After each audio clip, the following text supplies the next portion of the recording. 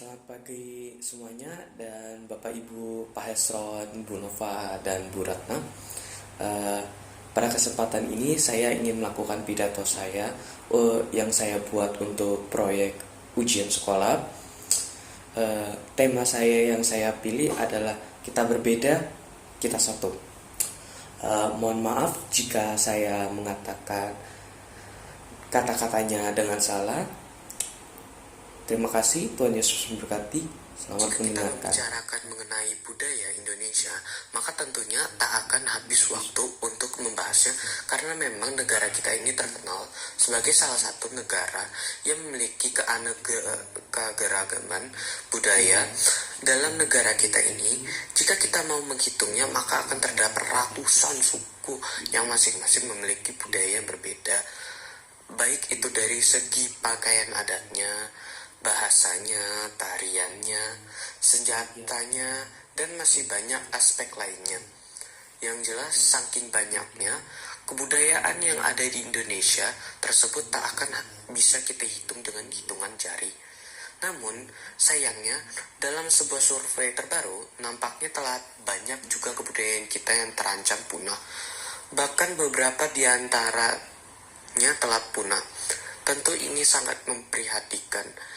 Dan bila ini terus dibiarkan, bukan hal yang tak mungkin semua kebudayaan yang asli milik bangsa kita akan hilang digantikan dengan kebudayaan asing.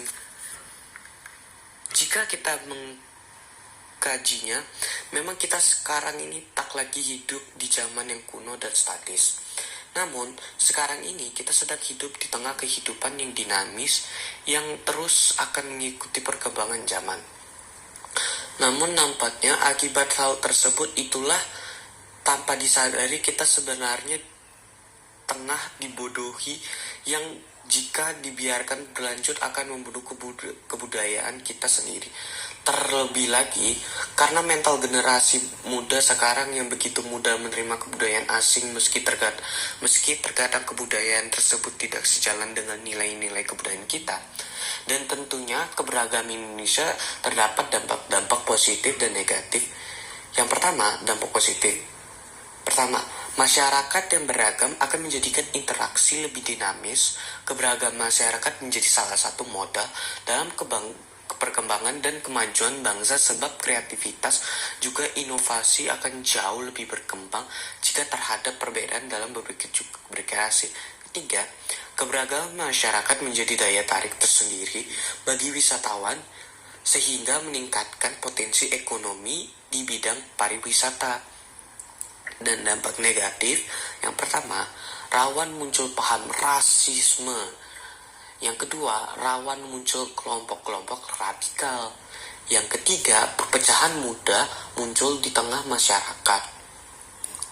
Meski budaya awalnya dikenal sebagai kekayaan zaman yang tidak akan pernah habis, di lekang zaman namun nampaknya hal itu tak lagi berlaku untuk zaman sekarang ini. Karena sepertinya kita sekarang ini seringkali menemukan kebudayaan yang dulu sangat populer semakin hari semakin mulai terkikis dan mulai tak nampak lagi. Sehingga memang untuk menjaga hal tersebut mulai merembet ke budaya-budaya lainnya. Satu hal yang harus dilakukan tentunya adalah melakukan perubahan, dan perubahan yang dapat dilakukan tentunya kita sebagai generasi muda yang memang memiliki fungsi dan tugas sebagai generasi penerus. Karena jika bukan generasi muda lalu siapa lagi yang akan peduli akan keberlangsungan budaya kita. Sehingga satu hal kecil yang dapat dilakukan adalah dengan mulai mencintai budaya bangsa kita sendiri dibandingkan dengan kebudayaan dari negara lain. Upaya yang dapat dilakukan dengan menciptakan keharmonisan di tengah keberagaman masyarakat Indonesia adalah menghargai sesama masyarakat, mematuhi peraturan-peraturan, membudayakan toleransi. Demi pidato singkat yang dapat saya sampaikan, semoga apa yang saya sampaikan ini dapat bermanfaat dan memotivasi kita semua untuk memulai mencintai budaya sendiri. Sekian, terima kasih. Tuhan Yesus memberkati.